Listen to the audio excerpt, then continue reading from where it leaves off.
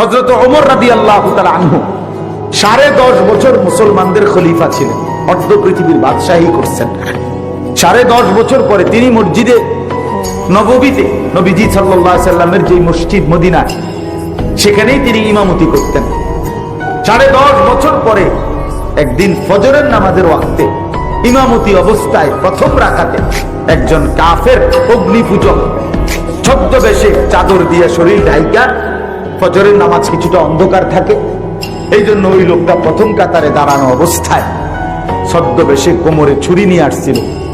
হযরত ওমর রাদিয়াল্লাহু তাআলা আনহু ফজরের নামাজের ইমামতি করতেছেন, প্রথম রাকাতে আলহামদুলিল্লাহ সূরাটা মাত্র পড়ছে।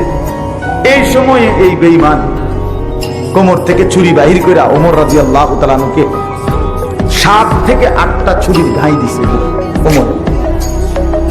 সাথে সাথে রক্তে যখন বের হইছে, তখন ওমর রাদিয়াল্লাহু তাআলা বাম হাত দিয়া চাপ দিয়া ধইরা ওনার বরাবর প্রথম কাতারে যে সাহাবী ছিল আব্দুর রহমান ইবনে আউফ রাদিয়াল্লাহু তাআলা আনহু, উনিও বেহেশতের সুসংবাদ প্রাপ্ত সাহাবীদের একজন, এই উনারে টান দিয়া আইনা ওমর রাদিয়াল্লাহু তাআলা রক্ত মাখা এই হাত উনি বুঝছেন আর